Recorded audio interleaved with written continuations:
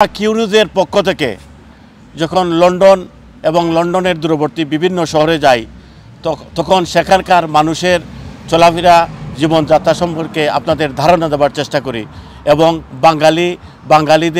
বাঙালি কী পর্যায়ে আছেন, তাদের ব্যবসা বাণিজ্য এবং চাকরি ক্ষেত্রে কী অবদান রাখছেন।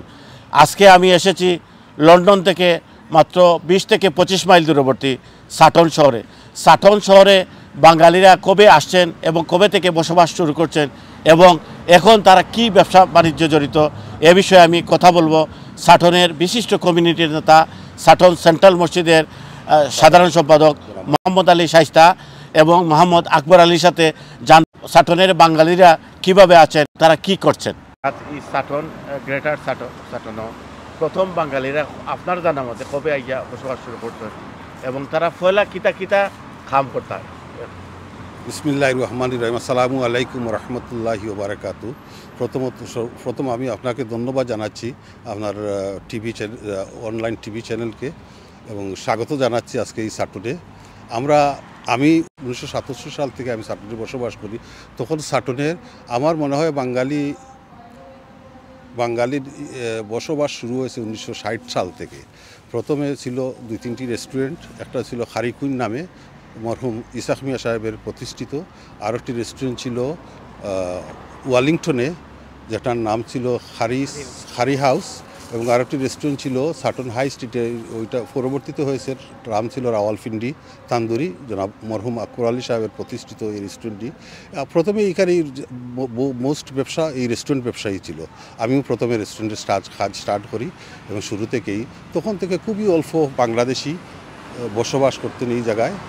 মাশাআল্লাহ এখন অনেক বাংলাদেশির বসবাস হয়েছে। এবং আমরা এক সময় মনে করেন অ্যাবাউট 25 বছর আগে আমরা এরকম একটি সংগঠন করেছিলাম, নাম ছিল সারে বাংলাদেশ ওয়েলফেয়ার অ্যাসোসিয়েশন। তখন মরহুম এন্নাওয়ালি এমবি এবং আমি এবং জনাব মোহাম্মদ আলহাজ মানিক মিয়া সাহেব আমরা এই সংগঠনটির জন্ম দিয়েছিলাম। কিন্তু আমরা যেহেতু আমাদের বাংলাদেশি মানুষের লোকসংখ্যা খুবই কম ছিল, তখন আমরা সেটাকে খুব ভালোভাবে এটারে আলোড়ন সৃষ্টি করতে পারিনি বা কোনো কার্যক্রম করতে পারিনি। এখন বর্তমানে যা আমি দেখছি আজকে আসার পরে যেভাবে মহিলাদের উপস্থিতি বা ছেলেমেয়েদের ইয়াং বাচ্চাদের উপস্থিতি, আমি আশাবাদী যে এই সংগঠনটি একদিন ভালো কাজ করবে এবং তাদের যে উদ্দেশ্য এবং আদর্শ সে সফল হবে বলে আমি বিশ্বাস করি। মানে কেমন সংখ্যক বাংলাদেশি আছেন আর বাংলাদেশিরা আগে কিতা কাম আপনারা কিতা স্ট্রাগলিং করছেন, বর্তমানে বাংলাদেশ আমরা স্ট্রাগলিং এই এলাকাটা একটু আমার সাটন, বিশেষ করে সাটনটা ছিল একটা এমন আমরা যেমন বেশিরভাগই বৈষম্যর শিকার ছিলাম আমরা। তখন আমরা হয়তো এইভাবে আজ যেভাবে আমরা বাড়া ঘোরাফেরা করতে পারি, তখন খুব সময় আমরা ঘোরাফেরা করতে পারতাম না। আমরা অনেকভাবে এই বৈষম্যের হামলার শিকার হয়েছি। এখন বর্তমানে আপনার আগে বর্ণবাদী বৈষম্য যেটা ছিল আর কি, এখন এরকম নাই। এখন আমরা সাটনেই আছে 5টা মসজিদ রূপে একটাই আমরা সাটন সেন্ট্রাল মসজিদ, যার আমি একজন প্রতিষ্ঠাতা এবং এই মসজিদের সাধারণ সম্পাদক হিসাবে দায়িত্ব পালন করছি লাস্ট 20 বছর ধরে। বাংলাদেশি আমার মনে হয় 2000-এর উপরে হবে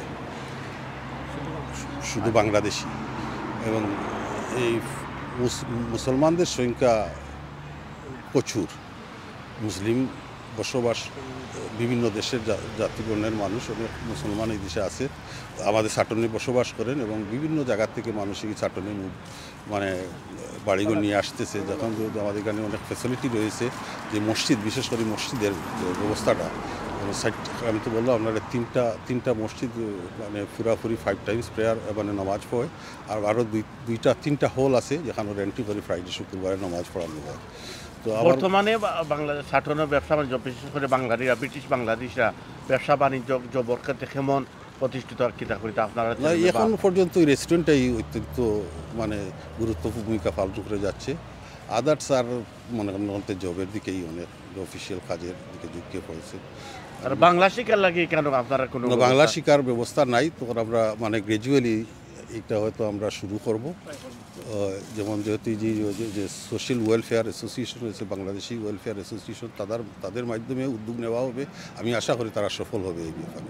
নেক্সট জেনারেশন কিতা পেশায় জড়িত এবং পলিটিক্স এবং ব্যবসা বাণিজ্য সহ চাকরি ক্ষেত্রে তারা কেমন ছাত্রদের অবদান আছে? বর্তমানে বাচ্চাতে তাই বিভিন্ন ধরনের জব তারা জিওলইয়া আছেন, লাইক রিক্রুটমেন্ট এজেন্সি, টিচারিং আছেন, আমার স্পেশালি আমার ডটার টিচারিং করেন, আইনো আছেন, সলিসিটারও আছেন, ডাক্তারিও আছেন।